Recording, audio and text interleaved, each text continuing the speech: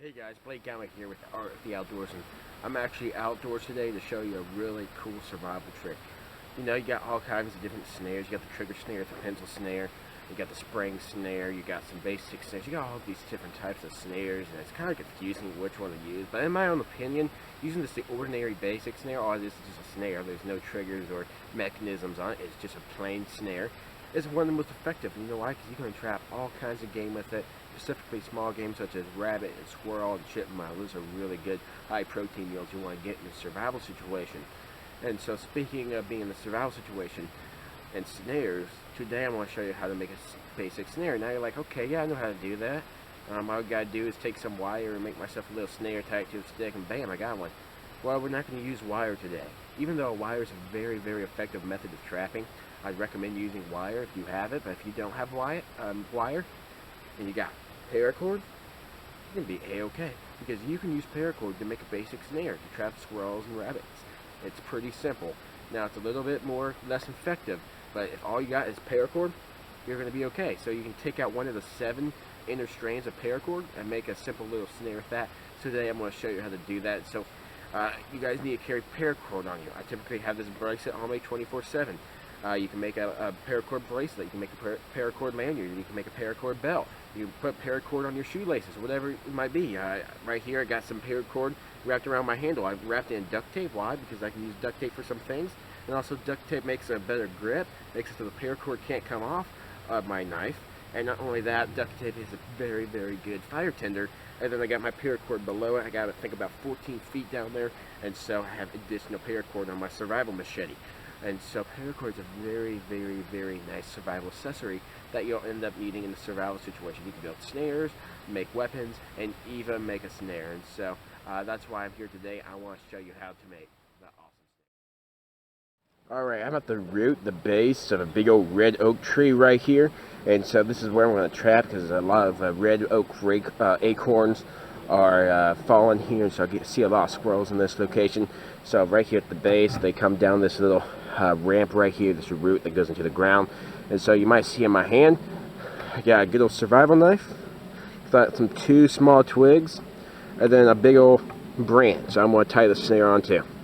As you can see, I started already hitting into it, so that way it doesn't take more time in the video, but I'm going to show you how to make your stick pointy so you get in the ground. And if your stick is too big like this one, how to make it pointy and how to chop it off that extra length that you don't need.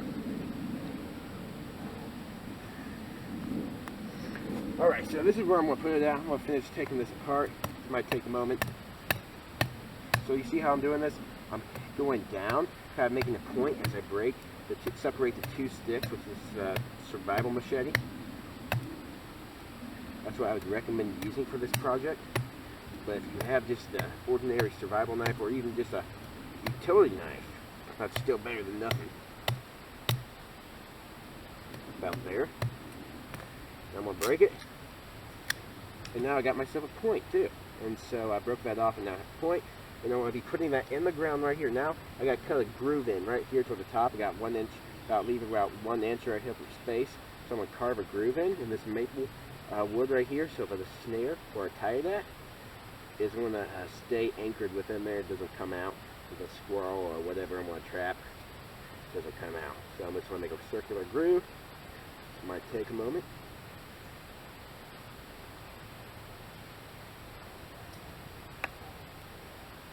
Acorn just hit my head. That didn't feel great. This red oak tree above me is about 80 feet tall, so it's a really awesome red oak tree. It's actually where I hunt squirrels out the most. So if you have a red oak tree, white oak tree, that's definitely where you want to trap at.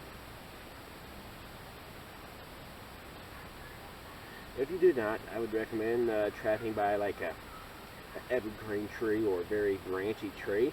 So the squirrels are more likely to travel. If you have bait on you, you're going to be a-okay because you can just put the bait right in front of the snare, but I'll talk about that maybe in a little bit. So what I'm going to do now is I'm going to hit this thing in.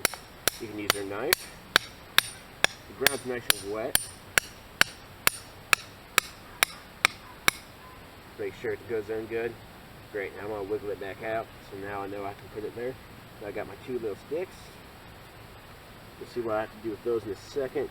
Now I got a big old roll of paracord. Now it's unlikely you're going to have this in a survival situation. I'm obviously not in a survival situation, but I'm showing you what you need to do in a survival situation. If you're using a paracord bracelet, go ahead, take apart your paracord bracelet, and then use the paracord on that. But if you have some in your shoelaces, you can use that too. But I would use your bracelet first, because having shoelaces can conceal your heat if it's cold out. So you might want to keep that on there until you get really desperate for a cordage. So I got about a foot here. That's about all I need. And so now you got the inner strands here. I'm just going to take out one of the 7. So I got one inner strand. That's all I need. I'm still going to keep this. So if I'm in a survival situation, I want to use this very effectively. So I won't want to waste it. I'm going to keep this piece. I could go set up 7 more snares with the little line I got in here. But right now I'm going to use 1. So now I'm going to get down. Now what I need to do is make my mini loop, the noose or whatever, to put the noose right through it. So I'm going to need to tie that. I'm going to do that now. So it's hard to tell by the way I'm at the camera.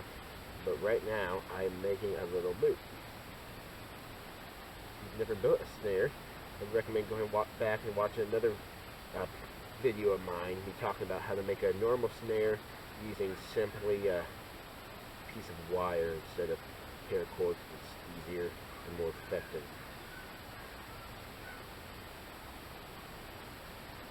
I'm going to come up close to the camera here and show you what I've just got here.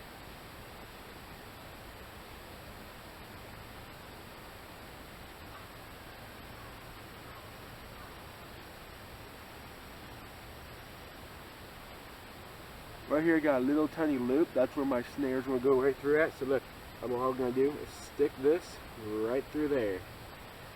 And boom, I got my noose, snare, whatever you want to call it. And so that's where the squirrel's going to walk through at. I'm going to tie this around. I just got a mosquito bite.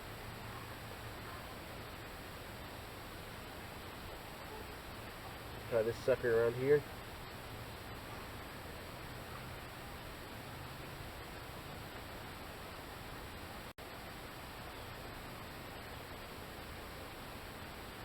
Tie it in the groove here. And boom. Nice and tight on there. Now what I'm going to do is get this in the ground. What I'm going to do, I'm not going to use my machete, but I'm going to take this other half of the stick and just bang, baton that right in there.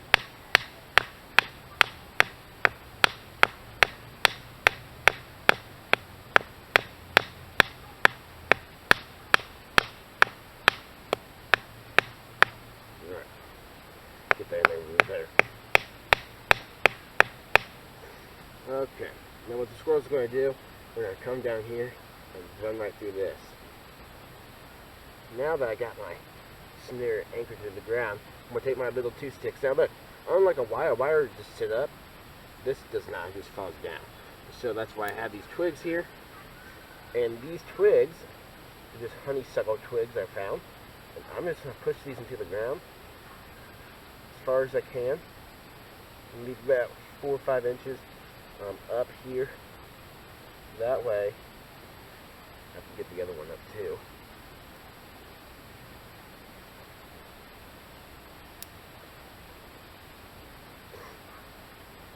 Not too big, the squirrel's head's pretty small. Make sure these are straight. Make sure they're straight. If they're not, well, animals are going to find it very fishy. Now this part I've always had some frustration with. When it comes to building traps, there's always some frustration involved, especially with deadfall traps. But look, it's never going to stay up how I want it to. You just got to figure it out until you get there. It's not going to be perfectly round like most wire snares are. It is not going to be perfect. Put that over.